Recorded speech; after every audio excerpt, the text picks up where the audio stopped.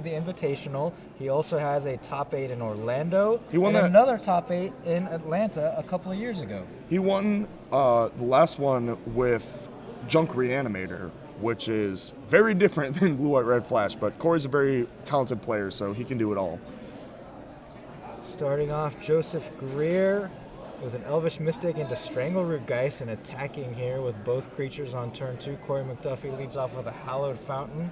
It's not a bad start, but it's not ideal. You know, you really want to jam a Domri Raid if you get a chance against the blue decks. Augur of Bolas is a nice little brick wall here, and it's going to give him at least an Izzet Charm. Yeah, it looks like an Izzet Charm. Straight to Korey's hand. So, yeah, not pretty solid starts for both players. Augur of Bolas, very, very good here against these 1 toughness aggro creatures. Yeah, this is one of the matchups where it really shines. We'll have to see if Joseph he attacks anyway, representing a Gore Clan Rampager here, most certainly. Yeah, well, I think that Korey is pretty willing to just take 3 here, especially now that he has that Izzet Charm in hand, because you can't make the same attack next turn with a Rampager, because if he blocks, Korey blocks, Joseph tries to Rampager, then you Izzet Charm it, but it looks like he is going to get Rampagered here. He must have different plans for his mana. So he's going to trample over for 2. The Strangleroot Geist is going to get in for 2, dropping Korey down to 13. And a handful of lands for Korey. He's got Izzet Charm and a Think Twice, it looks like, and a Counterflux. So not that much action, but he's not under too much pressure, all things considered. And that was an interesting attack there last turn by Joseph Greer, attacking also with the Mystic. If Korey had chosen not to block, he couldn't have then cast the Rampager. Right. Yeah, that's one of the reasons that I think that I would have taken in that spot, but easy to say that from the booth, and not even sure if it's right. So Korey now on Joseph's end step with Greer having no follow-up. Korey's got to be pretty happy about that. Just a matter of how he wants to maximize his resources. It looks like he has 2 Counterfluxes and not a... oh, he does have a Think Twice also. So he's got some action. He's got some choices. He can loot with the Izzet Charm, or he can just cast Think Twice, or he can use the Izzet Charm to kill the Elvish Mystic, or the front side of the Strangleroot Geist. So a lot of options available to Korey. Korey is not one to shy away from taking his time, and it looks like he's come to a conclusion. No play from Joseph Greer on turn 4 with 5 mana available thanks to the Mystic. Is he just playing around counter spells? Yeah, I was going to say, it's very possible that he's playing around a counter. It's also possible he has nothing, you know. It's hard to say. And Korey does choose to take down the Mystic with the Izzet Charm and draws a Restoration Angel for the turn, which is going to be pretty good here as the game progresses. Wish we could get a look at Joseph Greer's hand so we can see if he's, trying to sandbag or if he's actually on air. There's not much air that he could have. Lands, Mizzium Mortars, I suppose. Yeah. So it has to be that he has some spells, but he doesn't want to run them into counters. But at some point, you're going to have to. Yeah, well... Says go again. Passes again, attacking. so this indicates to me that he's on air, or at least, some blanks like the Mizzium Mortars.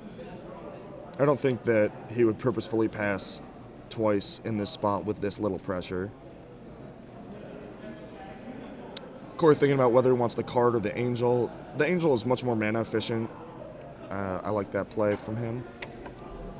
And unlike some other versions of this deck, Joseph Greer does not really have burn to the dome that he can use for reach. He has no Searing reach. Spears, no Pillar of Flames. His only burn spells are Mizzium Mortars that cannot hit players. Yeah, the only reach from this version of the deck is the Hellrider triggers. So Korey passes with no attack, looking to save some life from that Strangleroot Geist. His hand is Counterflux, Think Twice with 5 lands, so he's kind of, settling into that sweet spot that the Blue White Red Flash deck wants to be in. He doesn't have quite the amount of gas that he would like, but, 8 isn't the highest life total either, but his opponents not really doing much. And you think Joseph was on Mizium Mortars here? Yeah, No, Scavenging Ooze. This has to be counterbait. Yeah, I feel like this is a good spot to flux. Greer hasn't played anything threatening over the last couple turns. Yeah, it looks like he's cutting out the lands for it. There it is, counterflux. And you can still think twice this turn too. But now if Joseph Greer's been sitting on a Mizium Mortars, gotta go for it here. Just a hardcast Rampager. He doesn't want to attack and try and use it to kill the Angel for fear of Azorius Charm, so just casts it 4/4 there.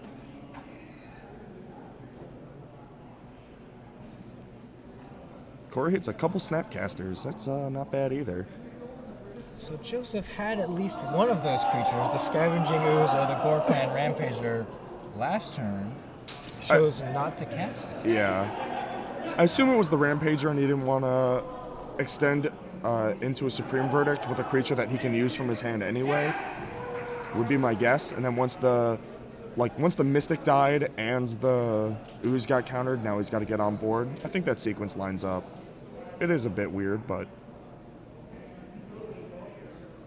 he's obviously trying to, tiptoe around counters a little bit here. Maybe tiptoeing a little too much. Maybe. They don't always have the counterspell. And here's a Domri Raid for Joseph Greer. My instinct is snap Flux here. Get the extra blocker in place so you can actually double the Rampager down if you want. And it's just like a good use of your Snapcaster Mage, and then save the Flux for a later point when you're maybe more choked on mana and the 3 mana versus the 5 is relevant. Since it's not really that relevant here, besides that if you Flux, you can flashback your Think Twice, but I don't think that's a huge deal. Korey weighing his options. Those are the two options. Really, it's a matter of whether you think the mana is going to be more important later or the card is going to be more important now. And it looks like he agrees with me. He's going to Snapcaster the counter Flux and use that on the Domri Raid. And now having that Snapcaster Mage, as you said, threatening to double block the Rampager, Joseph Greer will accept that trade. Yeah. Can take out the Restoration Angel. Yeah, with one card from Greer and the way that the game's played out, it's pretty obvious he doesn't have the third Rampager there, so that's a pretty easy block and a pretty profitable exchange for Korey. Leaving the board as Strangleroot Geist versus Snapcaster Mage. They can trade at some point, and then the Strangleroot Geist will undie back to a 3/2. And meanwhile, Korey McDuffie continues to play lands, setting up to a favorable board position where he might be able to go for a big Sphinx's Revelation. Yep, that's the point of the game we're at now. He's looking for a Sphinx's Revelation, and just he's fine just playing Drago, not taking that much damage. He does have to use his other counterflux on a top deck Thrag Tusk. I wouldn't be surprised to see Korey take 2 here, because you'd rather take 2 and you'd rather trade with the front side of the Strangleroot Geist as late as possible, because otherwise it's attacking for 3 instead of 2. Sure. Like, you open yourself up to being Mizium Mortars, but that's like a pretty marginal consideration. This is actually awesome from Korey. Think twicing first before blockers, so that he can make a more well-informed decision on whether or not to block with or trade with the front side of it. I like that play a lot. If he were to hit, a Moorland Haunt or an Augur or something like that, then the decision becomes a lot easier, and he doesn't have to hurt his brain. He decides to take it. Looks like it was a Moorland Haunt, so actually that's perfect, because now he can use the Moorland Haunt to trade with the front side of the Strangleroot Geist, and then the Snapcaster can trade with the backside. Had he just traded like so many players would have done, he would be, taking 3 next turn with a 1/1. All right, so now just says go. He also drew a Restoration Angel, so can get a lot of value here off of repeated Snapcasters. Yeah, he can Resto Snapcaster counterflux a spell. Is it Charm in his graveyard as well? And an Augur of Bolas, which is going to turn into a 1/1 Spirit here. Yeah, I think that's the most straightforward play. You just make a 1/1 and block.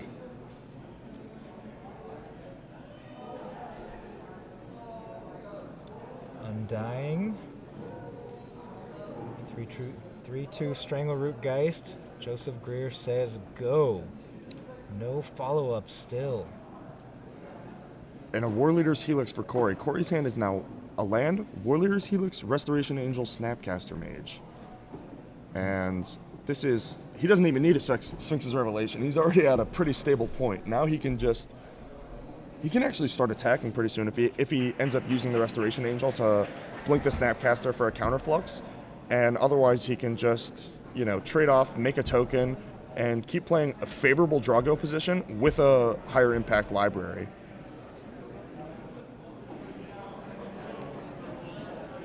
So Joseph Greer right there, looks like he pointed and said go. Yeah, he doesn't want to trade the Strangleroot Geist for the Snapcaster Mage. That would then just instantly turn into a 1/1 Spirit and start attacking him.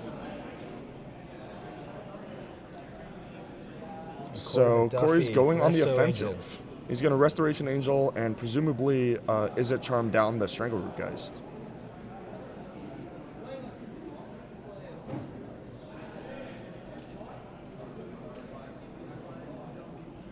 Doesn't need the Moorland Haunt. He knows that Joseph Greer doesn't have any instant speed burn spells. Yep, and there it is.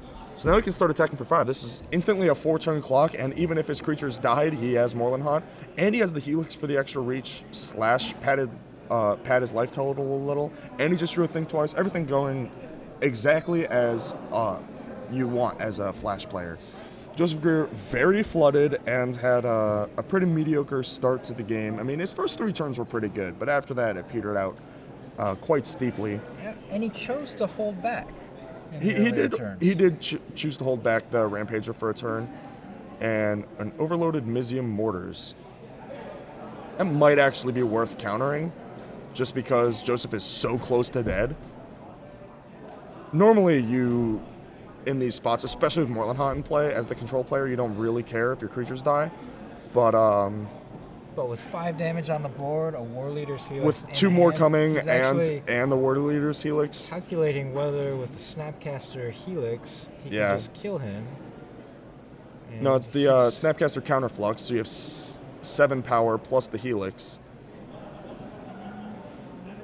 Think Twice is for more information, since he knows that he's not going to need the mana.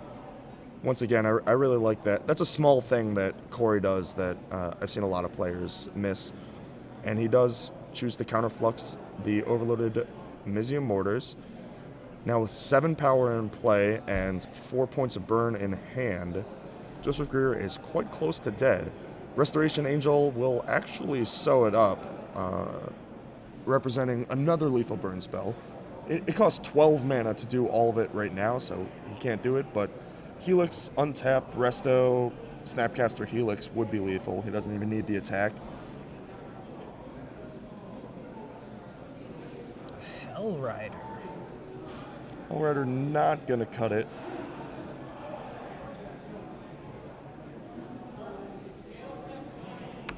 Hellrider, 3/3 plus the trigger represents 4 damage, and the only way this can kill Korey is with a Gore Clan Rampager. Even then, he just helixes and is fine. And sure enough, that's the game.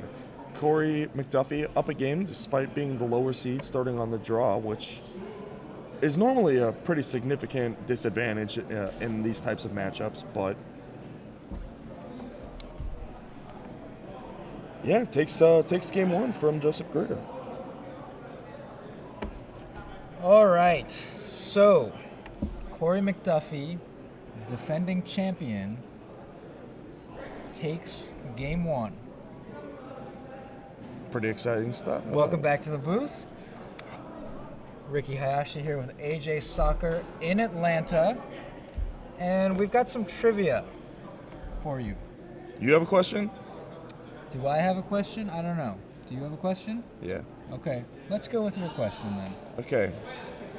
There is a card in the top 8 that is normally a 4 of in many of the major archetypes. Okay. But it is only being played in one deck at 2 copies. What is this card? It would be a miracle if anyone got this right. Huh, it would be a miracle. Yeah. Well, I'll be damned if I can figure it out. So if you know the answer, this has traditionally been a 4-of. It was a big player in Standard for a long time.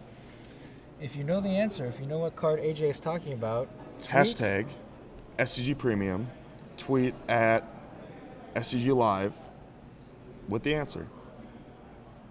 And then we'll randomly pick. It's not a rush. Don't break your keyboard trying to type it out. And if you get the correct answer and we randomly choose you, it'd be 3 free months of premium on StarCityGames.com. And speaking of StarCityGames.com, AJ, there's been a sale going on. They call it the back to school sale. Which is kind of funny because, some people are still in school. I haven't gone to school in 15 years. I was going to say, I was playing hooky from school to play Magic. I went every day, at least in high school. But Did you have perfect attendance? No, actually. Oh, okay, because my mom was one of those perfect attendance kids. They're weird. The back to school sale is kind of insane. Yeah. Every day they announce a new sale item. It's been going on, I think, all of September. It's going to go till the end of September. There's a new sale every day? Every day, or at least every weekday.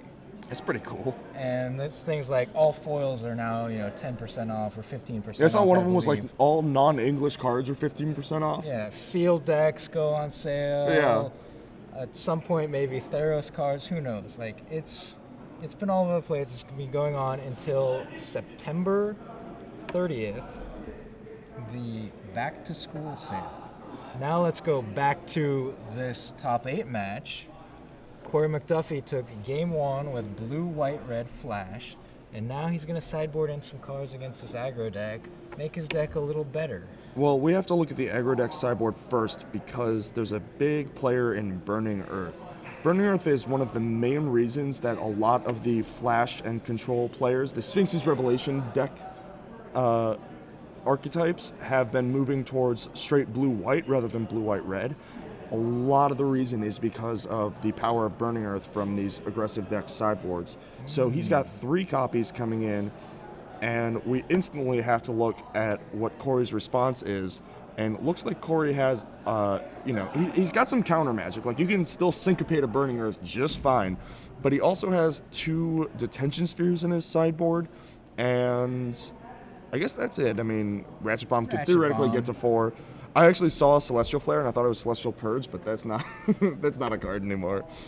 Celestial Flare is the white destroy, or target they player sacrifices an attacking or blocking creature. Yeah, a pretty awesome card against hexproof. I've seen a lot of blue-white players destroying dreams. Yeah. But so that's going to be one of the key sub games here is Burning Earth. Korey can't really let his guard down. Tap out too much on main phase or what have you, and save a counter for it / be able to detention sphere it and operate. There's this one card on Joseph's sideboard, Rurik Thar, the Unbowed. We talked about this card a little before the webcast. Yeah. Why does this card have reach? That was my question. He's a giant, I believe is his creature type. But there's plenty of giants that can't reach the sky. But yeah, Rorikthar is, if you can resolve it, it's obviously insane. It's a card that it can't really be burnt. You can't Warleader's Helix it. And even if you untap and Supreme Verdict it, you're taking 6. What is that card for if not a matchup like this, right? No, it's certainly for the spell-heavy matchup. Yeah, it is certainly for these types of matchups. But without a Cavern of Souls or any real ramp besides a couple of Arbor Elves and the Elvish Mystics, if you're not far seeking into it and using Rakdos' Returns to protect it and all that, it's not quite as good. All right. It's not even a giant. His creature type is Ogre Warrior. And he has reach. Why does he have reach? I don't know. And he's unbowed, so he's not an archer. Well. Right? Traditionally, archers and spiders have had reach in Magic the Gathering. Yeah. And now, recently, we're seeing this trend where giants, there's a new giant in Theros that has reach. some kind of Colossus, I believe it's. Oh, So- the Colossus. I thought you were talking about the 100-handed one. No. He does not have reach. He gets reach, doesn't he, when he's monstrous? I think he I'm can pretty- just I'm- block the 99. No, he can block 100 things, Oh, okay. even if they fly. All right. His extra hands go really high up. I don't know why this guy can reach, though. Only to Rothar. frustrate me when I attack with flyers. We'll have to ask Ben S., the flavor judge. Joseph Greer has the Elvish Mystic on turn 1. And Korey immediately kills it. Pillar of Flame, get out of here. You're exiled. You're exiled off of our screen. It is very important from Korey's side to be able to kill that, because having the 3-drops come out early, the Domri Raids or the Strangleroot Geist into Hellrider type of draws, they're all powered by the mana creature, and so being able to take that out and not have to worry about falling too far behind is really important. And it looks like it really set Joseph Greer behind, because he not only did not have a 2-drop or a 3-drop to follow it up. So his 4-drop is a Hellrider, which is going to get in there for 4. All right, but no Burning Earth. No Burning Earth. That's the key card you were talking about. And it looks Sideboarding this like matchup. Korey's going to loot with his... Dig. Yeah, he's going to loot with his Izzet Charm. He has a Warleader's Helix for the Hellrider and a Restoration Angel now to theoretically block it, but that opens him up to Burning Earth. So we see this subgame coming up right away. So that's not ideal to Izzet Charm there. He would have much rather used a Think Twice. Yes. Or even cycling an Azorius Charm would have been a lot better than having to use an Izzet Charm. But, yeah, now he's got a couple 4-mana spells and not much else going on for him. Wow, Thundermaw. All right, Joseph Greer, this is the kind of the classic red mid-game. Hellrider into Thundermaw, Hellkite. Yeah, despite a pretty sluggish start, the 4-5-1-2 punch here is pretty powerful, and I think Korey's just resigned to Warleader's Helix the Hellrider and take 5. Ouch. He can also hope that Joseph Greer attacks with the Hellrider into a Restoration Angel, but I don't think that's going to happen. I think if Korey allows him to go to combat, he'll just send the Thundermaw, and then Korey will just take 1 extra damage for no reason. And wow. I am wrong on both accounts. Korey doesn't Helix, and Joseph Greer does suicide his Hellrider into the Restoration Angel from Korey. So that's a small victory, because he can actually now use... Wow, and he drew another Restoration Angel. I was going to say he can use Restoration Angel and Warleader's Helix on the Thundermaw, but now he can actually use double Restoration Angel to just double block it if he so chooses. He also has a Snapcaster Mage, so he could go block, Snapcaster Mage, is it Charm It Down? Another possible sequence, so... Well, I feel like the slow start that Joseph Greer has, he has to have something like another Thundermaw here. No, he just attacks with the single Thundermaw, and that's going to open him up to one of the plays you were talking about. Yeah, the problem with going Restoration Angel double here is you straight up lose to a Gore-Clan Rampager. Yeah. So I definitely think I like this option better. Quote, chump block, and then end step a burn spell at it. Because if Joseph Greer had Gore-Clan Rampager, he would not use it there to trample over and expose himself to an Azorius Charm. But now you can use your burn spell once you're out of combat, so the Rampager can no longer save it. Thragtusk comes down, gains 5 life, and is yet another resilient threat that Korey has to deal with. Warleader's Helix does finish off the Hellkite, and Korey goes back up to 11. Can he find an answer for the Thragtusk, though? Gaining 4 life right there is pretty big deal. It is. Padding his life total with the Warleader's Helix is one of the ways that this blue-white-red deck is able to pull itself out of situations that maybe the blue-white deck is not able to. Looks like he's going to Augur here, and then he can actually block and blink. Yeah. And that's a pretty powerful sequence. Once again, he's pretty exposed to Burning Earth this game, but... We haven't seen it yet. It is yet to come down. So Turnburn's a pretty good answer to Thragtusk, but so is Sphinx's Revelation from a strategic standpoint. So now Korey has yet another decision to make. This is certainly a crossroads. So the turn and burn, if he takes that one, he can blank the Thragtusk And kill it. and kill it, so Joseph does not get the 3/3 beast token. Right. However, that costs 5 mana to do, to fuse the turn and burn.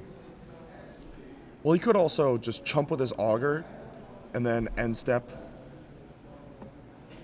turn so that it's an 0/1 with a damage on it. Okay. But, it's just a matter of whether you want to, have to pay the extra 2 mana and save your auger or throw away the auger. Which, I like keeping the auger, Auger- especially with the yeah. Restoration Angel in hand. Yes, exactly. But all this is for nothing because I think Korey's going to end up taking the Sphinx's Revelation. Although he is thinking quite a while. He might have talked himself into the turn burn. It looks like he did. Interesting to see how this plays out. So I think this turn you just block and blink and then look to turn burn next turn. So you personally said the Augur Bolus is a blank, puts 3 cards at the bottom of your library. Korey McDuffie there finds a turn and burn. Yeah, well that's why he's in the top 8. His augers always hit. And he wants to Restoration Angel and look at another 3, but before that Joseph Greer is going to cast another Thundermaw Hellkite and attack with both that and the Thragtusk. So Joseph Greer, a lot of 5-drops. Yeah, I'm pretty sure that this is actually still a winning continuation for Korey.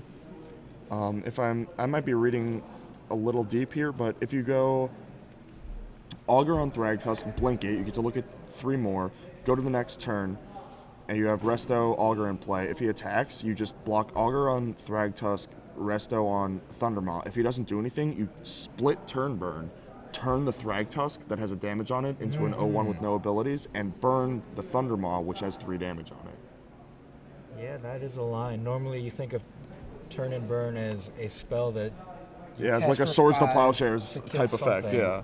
But you can split it up and get some extra value out of it. That's definitely the line that I'm looking at But that, if I'm Korey. that's next turn. What Well, is he gonna- it starts with block Resto. You're going to have to take 5. It looks like he's just going to turn the Thundermaw and eat it with the Augur, which is also fine.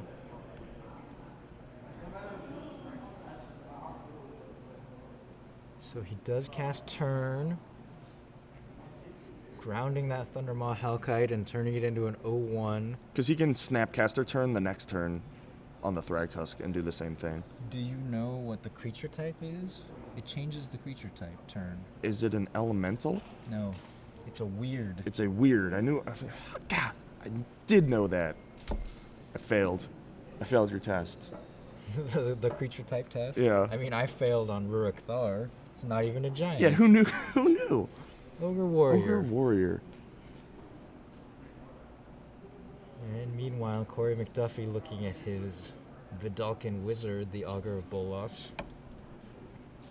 Right? It's a Merfolk Wizard. Is it? Yeah.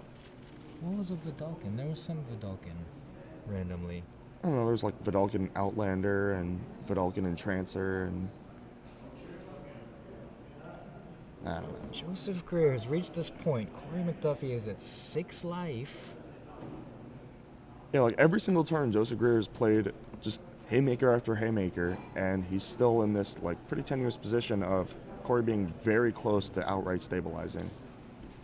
But the big difference here is haymaker after haymaker, they've been 5-drops. He didn't set it up with any jabs. He had nothing. He had Mystic on turn 1, nothing on 2 and 3, and a Hellrider on turn 4. So it looks like Korey just chumped with his Augur, which means his Resto is a lot worse. And now a second main phase Scavenging Ooze is awkward that it was played second main phase because now Korey can Snapcaster his turn on the Thragtusk. He also played it off of a freshly played Mutavault, so Joseph Greer kind of unloading here. Korey definitely on the back foot. So presumably we've got the Scavenging Ooze on the stack here. Korey McDuffie. Yeah, he's thinking needs to about. use his Snapcaster I don't think he mage. has a counter in the yard, does he? Maybe he does. If he has a counter, you want to counter the Ooze because you can Restos the Snapcaster after and use that to use the turn on the Thragtusk. But if you Snapcaster the turn, then you can't resto the Snapcaster because Scavenging Ooze will just eat whatever you target.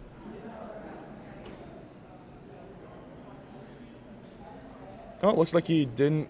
He just he targeted the. He targeted the War Leader's Helix, and now he's casting it on the Scavenging Ooze, which is going to eat the turn burn, sure. So he didn't have a counter, but he had a way to kill the Scavenging Ooze, which is almost as good, except that it gets a parting shot of taking out the turn burn. And that was the spell he really wanted to be able to take care of that Thragtusk. And actually, interestingly enough, that line would not have been possible if Joseph Greer didn't play his Mutavault as his land for the turn, because it could have opened Korey up, if he let it resolve, to Joseph Greer then playing another green source and having 3 creatures and getting it out of Helix range. Hellrider off the top, quite a good play. The War Leader's Helix and the turn burn gone, so Resto Snapcaster not as good. He's got, what, an Is It Charm available to him? Not even? Hard to see what the glare is. I know there's a pillar and some lands, and I think an Is It Charm that he used to loot away those 2 duels. So Korey McDuffie goes into the tank here in the quarterfinals, trying to make his way back to the winner's circle in Atlanta, where he previously won the Standard Open. Joseph Greer trying to add a Hellrider to his board of Thragtusk and Arbor Elf. Hellrider's a lot of damage. Yes, it is. And these spots are really tough as a Flash player. Like, these are the spots where you're, like, make or break, you know? Like, if you can afford to let it resolve and counter it, and you're down a counter, then you lose to something else. Or if you can't afford to let it resolve and you use the counter, or if you can't afford to let it resolve, but you use the counter anyway, or don't use the counter anyway, then you just die to the board. For 4. So it looks like he does choose the Syncopate. Figures he probably can't beat it. But now there goes that Mutavault, getting into the red zone along with Thragtusk and Arbor Elf. Korey McDuffie with only a Snapcaster Mage on the battlefield, a Restoration Angel in hand. He cannot cast it, so now 5, 6, 7, 8 damage coming at him. He really wants to use that Restoration Angel on the Snapcaster, but can he afford not to block right here? It's tough. Like, going to 2, so technically the Mutavault's lethal, but then, like, your Restoration Angel on the Snapcaster gives you an Is It Charm to kill the Mutavault, but then what are your blocks? Like, chumping Thragtusk and eating Elf, or trading with both? Doesn't seem good. I think you're priced into blocking here. I don't think your Snapcaster has enough utility that it's worth taking the extra damage to get the extra activation out, or extra trigger out of it from your Restoration Angel. Korey agrees, does block, takes 6 down to 4, and now he's looking to the top of his deck. Wow, and that's a pretty good one. Sphinx's Revelation, exactly what these decks are designed to draw in these spots that they are designed to create. And we have a result from the other side of the bracket, the Naya Aggro versus Blue-White Flash side of the bracket. One of the Naya Aggro decks, Rudy Brixa, was victorious 2-1 over Clayton Arch. There you go. Here we see only the Thragtusk attacking. A little interesting that the Arbor Elf decided to stay home. The only thing that can really indicate to me is the Rorik Thar. Otherwise, he doesn't want to run into the Restoration Angel that Korey kind of has face up from some of his timing tells. But and it's a clean sweep on the other side of the bracket. Jimmy Smith, the other Naya Aggro deck, has defeated Philip Lauren 2-0. All right, so I was 50-50 on those. I'll take it. Looks like he does rev for 4 up to 8, taking 5 down to 3. If this is Rorikthar, the game is over. Oh, it's Burning Earth. That's almost as bad. He does have 2 life to work with and a basic and a detention sphere, but I don't know if that's going to leave him with enough mana to survive. Then, that'll do it. Snapcaster, is it charm the elf and chump the Thragtusk, and then you get to untap? So Korey is alive here. So, Detention Sphere, one of his answers, or his only answer other than countering to the Burning Earth. He's going to have to take 2. Korey McDuffie only has a basic island. But of course... It is fortunate to have one of his 2 basics to go to exactly 1.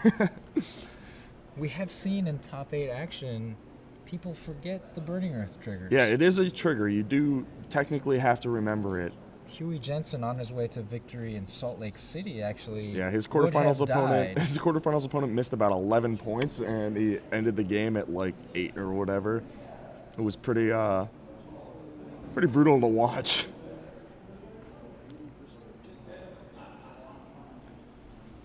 And now, so the sequence is Snapcaster, Mage, Chump Block. Is it charm the thing, or he can Snapcaster now and Pillar, but that opens him up to Mortars. But it looks like he has an Azorius Charm in his hand, so that's also a consideration here.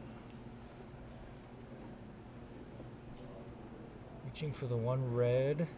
Yeah, this is main phase Snapcaster Pillar. And he still has the Azorius Charm. Oh. Domri Raid is pretty good. So now it's going to go fight. you see a fight. And then Azorius Charm. Leaving the 3/3 behind and putting Thragtusk on top of the deck. It's pretty brutal. Korey's going to have to draw pretty well next turn to pull out of this one. With just a land and a Restoration Angel in hand. Another Revelation would be pretty good. Turn Burn's not bad either. You can Resto, block the 3/3, turn burn the Thragtusk. That's actually one of his ideal draws.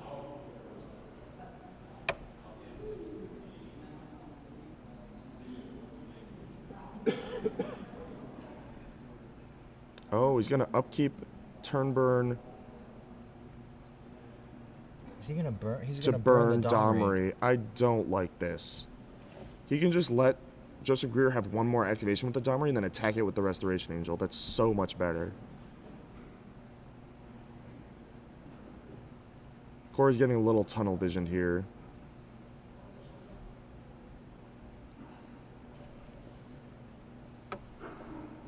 Like, if you use your turn burn in this way, how do you answer the Thragtusk?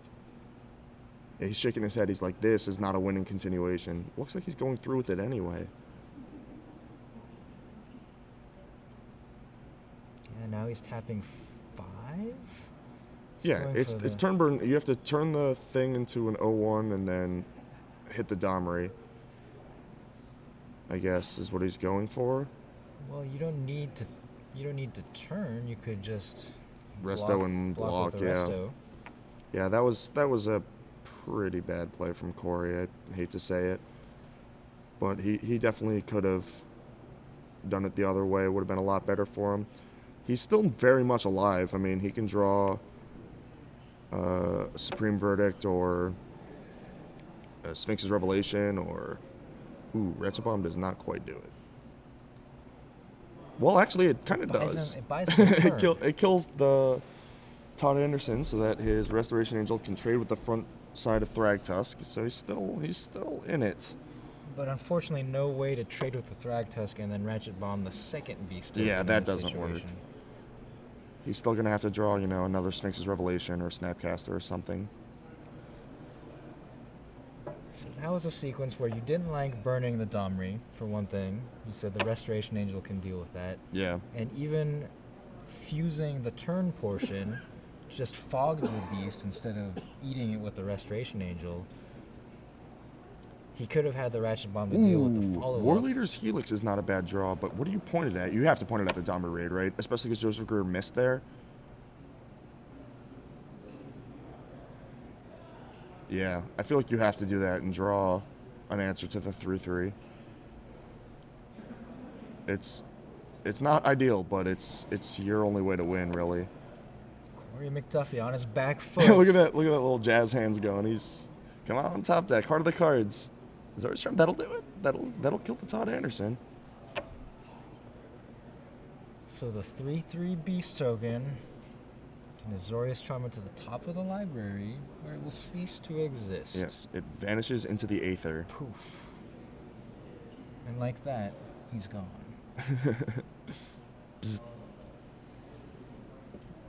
Did he draw a creature? Ooh, Thragtus. That's a pretty good creature, too.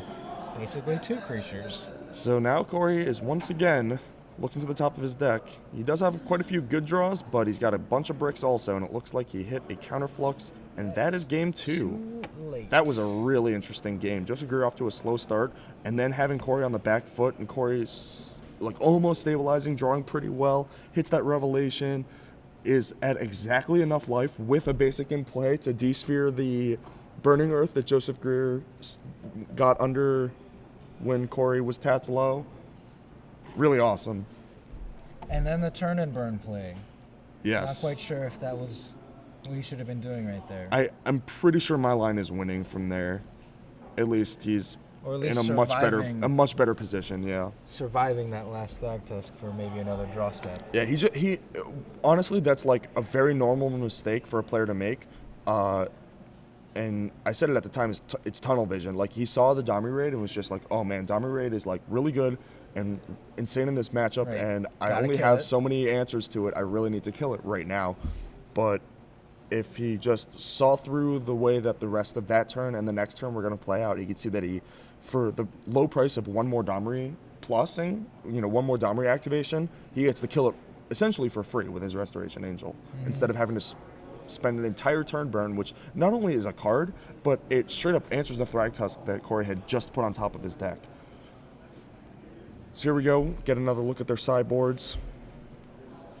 So Korey did bring in the Ratchet Bomb, which is interesting. It's a little slow to like draw it in the mid game, but if you have it on turn 2, it's pretty awesome. If you can get it up to 4, you can take out the Burning Earth or Hell Riders, or if you get it up to 5, you can take out a Thunder Maw before it hits you. And even if you play it later, it still cleans up Thragtusk tokens or random Mana Elves if you want to take those out. Scavenging Oozes to turn your Snapcasters back on. Ooh, that was another really interesting sequence that game, was the Snapcaster Scavenging Ooze dynamic, where Joseph Greer played his land. He played Mutavault first instead of tapping a red for the Scavenging Ooze, so then Korey knew that it was safe to put the Snapcaster into play, targeting his Helix, and then letting Ooze resolve and then casting the Helix, because Joseph Greer couldn't have the additional green source to pump it out of Helix range. Yeah, super interesting. But that's a situation where... But he did also get to tag the turn burn on his way out, which then changed a bunch of the math. Yeah, that was a really interesting turn. I don't remember. It's possible that maybe Joseph Greer needed to play that land first to get out of Syncopate range. Yeah, that is also possible. No, because Korey had like 7 lands in play. Because remember, he went Snapcaster, target Helix, wait, and then Helix it. So he had at least 6 lands up. So the Syncopate would have been for At least 5. At least 5, probably. I think it was 6, which Joseph Greer could not pay at that point, even with the land drop. Yeah, that was definitely one of the key turns in that game. And on our other match, our backup camera match that we will not be getting to, Mike Fierberg wins 2-0 with green-black control over Junk Reanimator, which is not the way I had it written up, but completely understandable from the way that we saw that matchup play out earlier. Indeed. So now here we are. The last match going. Mike Fierberg, Rudy Brixa, and Jimmy Smith are all on to the semifinals here in Atlanta. Who else has to wake up unbelievably early tomorrow morning to battle out for a trophy. Unbelievably early. 8 Yeah. o'clock is unbelievably early for you. Yeah. Some people have jobs, you know. And What's they that like? They wake up earlier than that every day. Yeah, you wake up crazy early to like go on runs and stuff, though. That's also true. Yeah, that's really weird. We determined last night actually that Ricky usually wakes up at about the time that I'm going to bed, which is nice. I got to train for my marathon next month. Ooh, exciting stuff. Yeah. So I had also heard earlier that Chris Pakula, the medaling mage, was in the finals of a PTQ. Yes, I out of heard New that as York. well. I would very much like to know. Can we check the Twitterverse, see how that's going? Well, I don't. Oh, here we go. Chris Pakula. Oh no! Lost in the finals for the second limited PTQ in a row. So there. Brutal. All you medaling mage fans, he is going to Pro Tour Dublin in a few weeks, but has not yet earned his qualification for the following Pro Tour. Brutal stuff. Pakula's actually still just very good. He is very good. He is top 8'd at least 3 Legacy Opens now, I believe, with Rug Delver in the Mid-Atlantic / New England areas. He's a Hall of Fame hopeful. Not anymore. Well, he's still a hopeful. he's got to do some stuff first, but if yeah. he does well in Dublin, he can earn those pro chain points. that and parlay it into hopefully. I think he deserves to be in. Just look like Korey mulliganed on the play there, and he's going to keep a pretty mediocre 6, but it's got some tools. It's got a Wrath and a Syncopate and a Sphinx's Revelation. He's missing white mana at this point with no real cantrips to speak of to be able to draw out of that. So, not ideal, but he's got time. Looks like a pig. Sure enough. Is he going to floop that pig? What? What? All right. Joseph Greer. Can't With the Flint imagine. Hoof 4. Haste. Attack for 3. Ugh. Augur drawn a turn late. Now if he plays Augur, he's opening himself up to Burning Earth, but you're kind of forced to play it because you need a cantrip, which he doesn't hit. He hits another Supreme Verdict, which he is still 2 white sources away from casting. And if Joseph Greer just untaps and slams a Burning Earth here, we might have to slam the door on this game. Well, he doesn't have a Hell Rider, which is another thing that was quite scary. Wow, tapped. No, Another Elvish Mystic. Tapped Stomping Ground, so no big 4-drop, but still could be setting up for some Thundermaw Hellkites here. Korey missing a land drop, still missing colors. He draws an Azorius Charm, which theoretically could draw him into a second white once he draws 1 white, but for now he is quite behind. Hellkite. But still, can't even really deal with this pig. Yeah. You say, can't cook the bacon. Can't cook the bacon. Yeah, he's got to take 3 here. He thought for a second about double blocking, but he's got to leave up Syncopate for this Thragtusk, and sure enough, Joseph Greer obliges, slamming the Thragtusk into the Syncopate. He did play it off a Mutavault, and there's a white land for Korey, so he's not dead yet. He can, But does he have to play that untapped? He can... In order to have access to the Azorius Charm? Yeah, he can untap it to cycle the Azorius Charm, or he can tap it and just play Snapcaster. Looks like he is going to untap it, try and get deeper into his deck, try and find that second white source, which I agree with. I think that's your path to victory. And that Augur Bolas just waiting to jump in front of something. Yeah, at I feel this like point, I feel like it's throwing buying its damage. I feel like it's throwing itself under the bus this turn. Looks like a Hell Rider. Ooh, a Thundermaw. That's even worse. Can't throw yourself under that bus. No, that's a big bus. It's a big flying bus. It flies. It's a Jetsons bus. And cannot even flashback a Syncopate to counter that. Nope.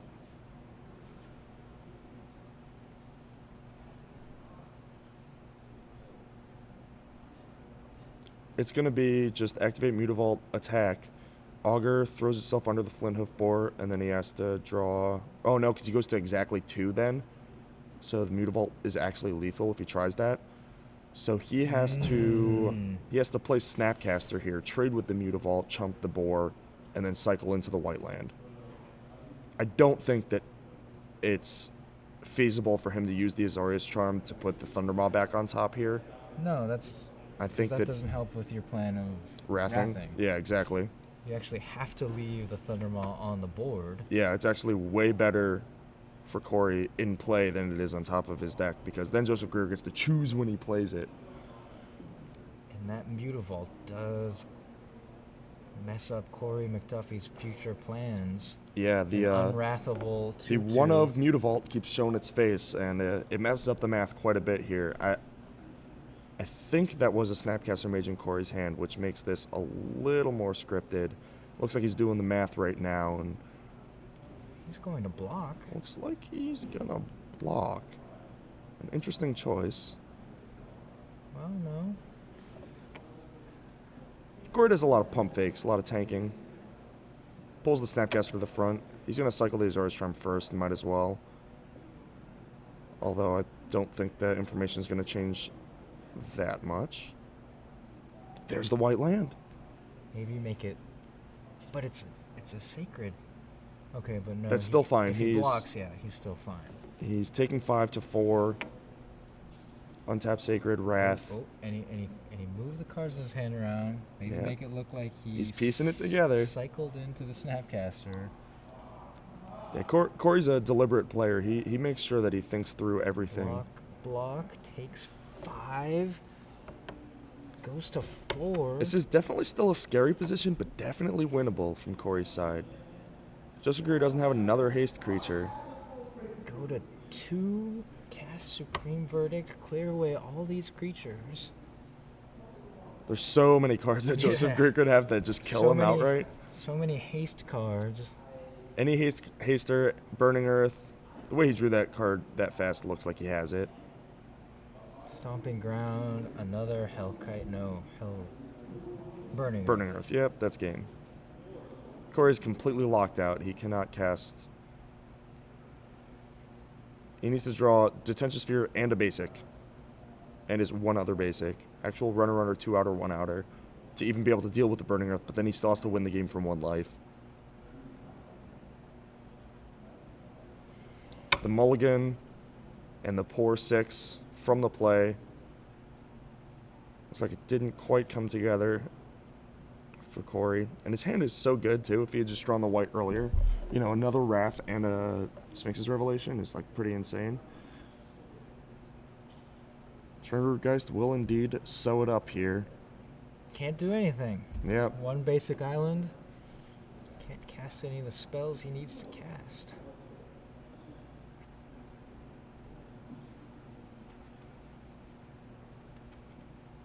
Yep. Korey's soaking in the loss, taking a moment to make sure he's dead. Sphinx's Revelation. Yeah, put all the triggers on the stack and then cast it in response. No, actually, there'd be too many triggers because it's too much. It's 3 plus X. Yeah, he still dies, but he does get to draw his cards. And there you go. You saw him cast Is It Charm, go to 1 to at least fog for a turn, but nothing really he can draw. Yep, drawing dead at that point. Korey McDuffie, the defending champion, is eliminated in the quarterfinals. Joseph Greer advances, so 3